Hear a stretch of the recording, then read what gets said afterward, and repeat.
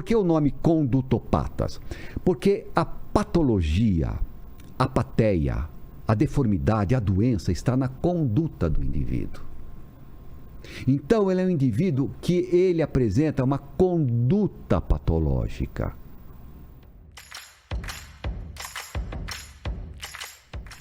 Então, quando termina a doença mental, não é exatamente aqui que começa a normalidade.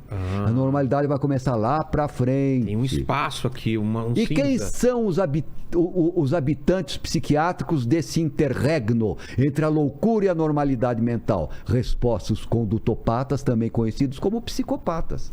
Ah, Pois é, não são nem loucos e nem normais. ele tem um grau de consciência e ao Ele tem, mesmo tempo, ele tem ele não algo de normalidade e tem algo de loucura. Ele tem algo que não controla e tem algo que ele controla. Isso. Nossa. Entendeu? Mas só que eles não são alienados mentais. Por quê? Entendi. Porque os doentes mentais verdadeiros, os alienados mentais na concepção de Asclepíades, né? Entendi. Eles estão completamente fora da realidade. Eles romperam com a realidade. O condutopata, eu não gosto do nome psicopata, eu gosto de condutopatas. Ah, é? Depois eu explico por quê. Mas os condutopatas, psicopatas, Sociopata também não. é tudo sinônimo. Tudo sinônimo. Eu já vou dar toda a linha da sinonímia, porque fica fácil de entender quem eles são. Tá bom. Mas esses condutopatas, sociopatas, psicopatas, loucos lúcidos, loucos morais, que são os nomes que eles têm no curso da história, eles não rompem com a realidade. Eles não alucinam, não deliram. Eles são muitas vezes inteligentes. Então aí viria a pergunta: qual a diferença que Exato. tem entre um fronteiriço, um condutopata, e o doente mental? E qual a diferença entre esse fronteiriço e um normal mentalmente? Não é uma... Nossa, é um desafio. É um desafio. Mas então vamos lá. Então, O que me separa de um condutopata Isso. e o que separa um condutopata de um doente mental, alienado, de um doente louco. mental. De um louco. De um louco. Exato. Então, vamos lá. Então, primeiro, justificar o nome condutopata. Por que o nome condutopatas? Porque a patologia, a apatia, a deformidade, a doença está na conduta do indivíduo. Então, ele é um indivíduo que ele apresenta uma conduta patológica. Qual a diferença que tem entre um fronteiriço e um doente mental? Um condutopata, sociopata, condutopata, psicopata, louco lúcido, louco moral, todo sinônimo. Qual a diferença dele para um doente mental verdadeiro? O doente mental verdadeiro rompe com a realidade. Tá certo? Ele alucina, ele está fora da realidade. O condutopata não. Ele não alucina, não delira, ele não tem problema de inteligência. Então, qual que é a diferença dele para o normal mentalmente? Tá certo? O que difere ele de ter esse diagnóstico de um normal mentalmente? A diferença é o que ele não tem. Empatia. Empatia, sim, um deles. Sentimentos superiores de piedade, de compaixão e de altruísmo. Tá.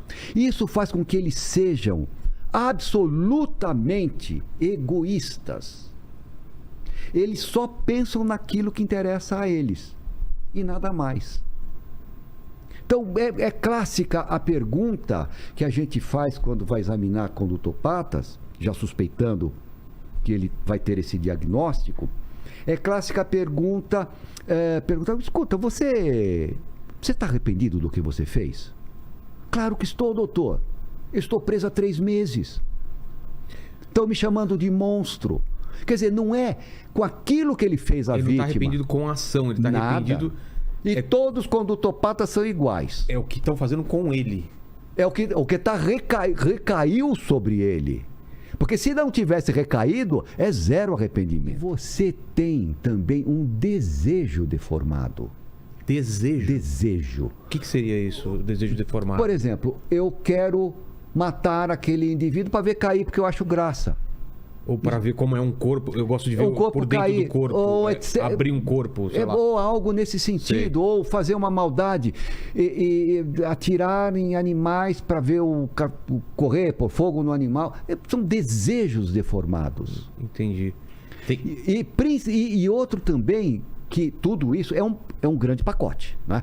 São parafilias que chamam? Não, tem um nome? parafilia é ligada à parte sexual. Ah, tá. Isso é ligado a um desejo de... É um desejo De mo- deformado, de um desejo Mas de... sempre relacionado à morte ou não? Não obrigatoriamente. Ah, tá. E você tem condutopatas que não são assassinos por ação, e sim por omissão, quando não assassinos, criminosos, Sei, melhor sei. dizendo. Você Ele tem- pode ver uma criança se afogando e se divertir com aquilo e não ajudar, por exemplo? Aquilo... ou indiferente com aquilo, ele Ah, não tá. tem ressonância afetiva com o próximo. Ou, por exemplo, pessoas que são chamadas de abúlicas. Abúlica é aquele que não tem desejo de nada. Começa uma coisa e não leva para frente, faz outra coisa e já muda. Então, eles, por exemplo, se você contratar uma pessoa dessa para ser babá, então é possível que, sabe... Tanto criança- fez, tanto faz. É. Então, tem vários padrões nesse sentido. Então é o desejo Um desejo deformado. deformado. A deformidade daqui. Porque o desejo todos nós temos. Eu tenho quero, o desejo de pegar. comer jujuba. Comer jujuba, ou eu quero trabalhar para ganhar dinheiro, Sei. ou, enfim, fazer obras assim, assado, defender a minha família. Esses indivíduos. Esse desejo ele pode ser abafado ou ele pode ser realizado. Boa. Quando ele é abafado, ele não é criminoso ainda. Ele Boa. tem um desejo, por exemplo. Boa. Por exemplo, a falar com, eu acho que é um dos crimes mais hediondos, né, que é o contra a criança, né, que é Sim. como chama? Pedofilia. Sim. O cara pode ser um pedófilo. Sim. E aquele desejo tá represado. A partir do momento que ele faz, ele o torna criminoso, ou ele já daquilo, desde que ele Boa. nasceu com A sua aquilo? pergunta é ótima. Você entendeu? Porque às vezes entendi. ele tem aquilo, ele tá controlando, mas você sabe que a qualquer momento aquilo A pode sua vir. pergunta é ótima e ela vai dar uma forma para a gente poder entender Tá. bem até mesmo Essa linha, né? Eu entendi. Boa. Sua pergunta é ótima. É assim. Porque tem gente que consome coisas na internet, por exemplo. Boa. Não, mas a sua pergunta Tá. é fundamental. Tá. Uma pergunta importante para esclarecer uma série de pontos. É assim. A condutopatia, psicopatia e outros seus sinônimos é algo orgânico, está no indivíduo. Sim. Não é que ele passou por uma vivência dolorosa, foi Trauma. bulinado, um trauma e se tornou um assassino serial, ou um condutopata ou um pedófilo. Ah, não tem isso Não. que a gente vê em filme, às vezes vão buscar lá atrás o motivo dele. Rigorosamente não. Isso é um erro. Tá. Ele nasce com aquilo. Ele tem organicamente. Então eu vou chamar isso de potência. Tá latente dentro dele. Potência dele. Tá. Porém, todos os indivíduos, eles estão inseridos no mundo. Tá certo? Então, se ele tem muita potência, digamos, para pedofilia, ou Pra assassinato. ou para assassinato, para Ou pra roubo, ou sei lá o que, maltratar animal, sei lá. etc. Se ele tem muita, nada segura. Nada consegue. Uma Nada. hora aquilo vai. E Vai a partir do acontecer. momento que começar, ele não aí para vai embora. mais. Aí porque vai embora. vai embora. E quanto mais ele faz e dá certo, mais ele vai Entendi. fazer. Mas nada segura.